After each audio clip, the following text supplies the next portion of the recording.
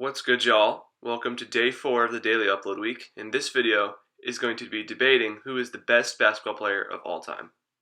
And I have to say it again, I'm going for 100 subscribers at the end of the week, so if you could, please subscribe, I'd really appreciate it. So, without further ado, let's get right into the video. Okay, so starting the list at number 10 is Shaquille O'Neal.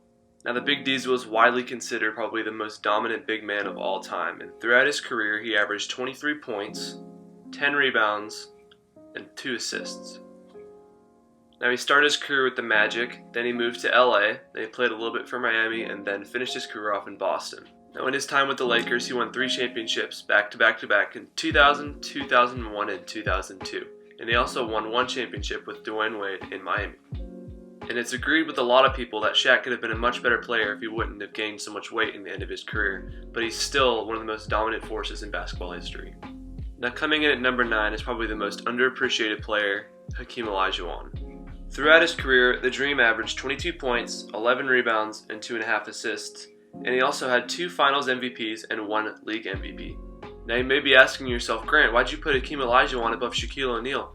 And the reason is how well-rounded his offensive game was compared to Shaq's is crazy, and he's also the all-time leader in blocks. So that's why he's above Shaq. And he's also a 12-time All-Star and a 2-time Defensive Player of the Year. Okay, so coming in at number 8 is going to be a little more controversial. This is Larry Bird. Now, throughout Larry Bird's career, he averaged 24.3 points, 10 rebounds, which is pretty good for a small forward, and also 6 assists. Now, Larry Bird was one of the first people who started to use the three-point shot very well, and he won a lot of three-point contests at the All-Star games. And Bird was also a 2-time Finals MVP, 3-time NBA champion, 3-time MVP, and a 12-time All-Star. Now, obviously, Larry Bird had a huge impact upon the game of basketball, but this list is mostly based off of stats, influence, and impact, and compared to the next 7 people, Larry Bird's impact is very close, but just off, so that he does not make it into the top 7. Okay, so number 7 is Wilt Chamberlain. Now, he was one of the early greats of basketball. Now, in his career, Wilt the Still averaged 30 points, 23 rebounds, and 4.5 assists. And because of these crazy numbers, Wilt was a 7-time scoring champ, 4-time MVP, 2-time NBA champion, and 13-time All-Star. And a little known fact, in 1967 and the 1968 season, he was the assist leader of the NBA. And one of the few reasons Wilt ranks above Larry Bird is the fact that he scored 100 points in a single game. And similar to Larry Bird, Wilt was a very influential player to the game of basketball, don't get me wrong, but just not enough as compared to these last 6 people on the list. Okay, so number 6 is Kobe Bryant. Now, Kobe was definitely top 3 most influential players in basketball history, but his stats don't back that up too well, but they still make him top 6 of all time. Now, his stats were 25 points a game, 5 rebounds, and almost 5 assists. Now, for the people who say Kobe's a ball hog, 5 assists is 5 assists. That's not ball hog numbers.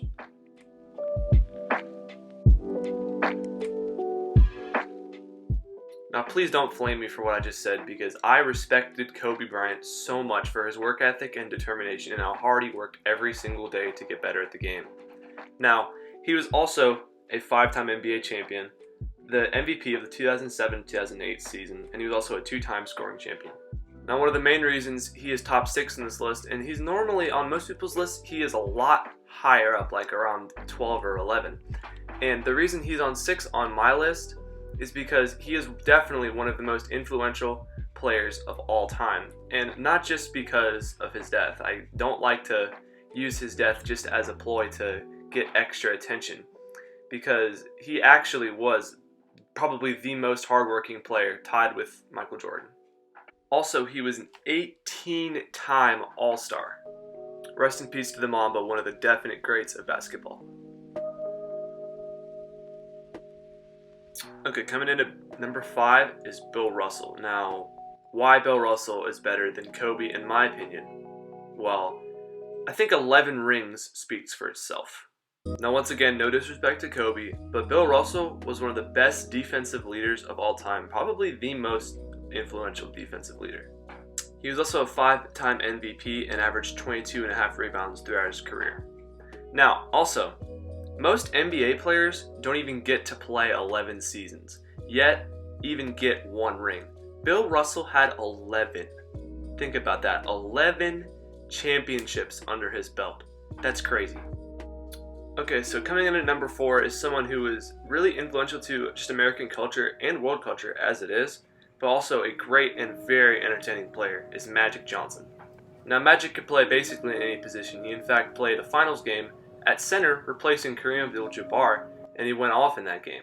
Now that shows how versatile he was, because he was an almost 6'10" point guard.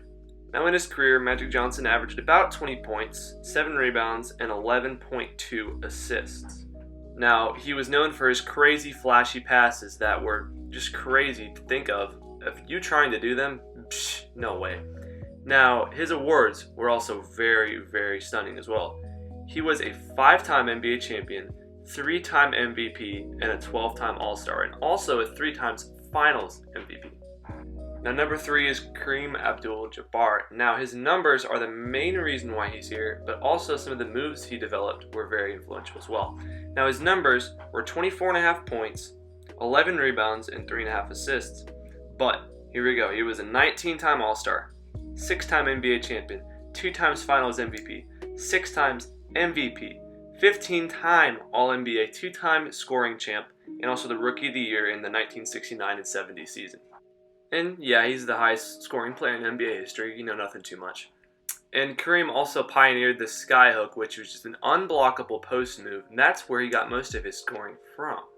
Now, Kareem was a crazy player, don't get me wrong, but number 1 and number 2 were even crazier. Okay, so number 2, LeBron James. Now, this is a little more controversial because his awards aren't the greatest. He's a 3-time NBA champion, but also a 4-time MVP. But he's only 35, and he's already way past Michael Jordan in scoring. So he has a lot more ahead of him, and he's never slowing down. Like, he just keeps going and keeps going. He feels like he can't stop. Now, at the time I'm making this video, the Lakers are up 3-2 in the finals against the Heat. So if LeBron can win the finals, it would be huge for his list. I don't think it would get him above the next player at number 1, but it would still be crazy for his agenda, as crazy as it already is. Also, in terms of influence, he's a once-in-a-generation player, and he also has a very, very successful shoe line too. Okay, now that LeBron's at 2, I think y'all know who number 1 is. No explanation needed. Michael Jordan. Easy number 1 pick. Greatest of all time. Crazy player. Crazy influence. Just amazing. Alright y'all, that's the video. So please subscribe if you enjoyed this video, and drop a comment telling me if I was right or what you think. Have a great day, y'all.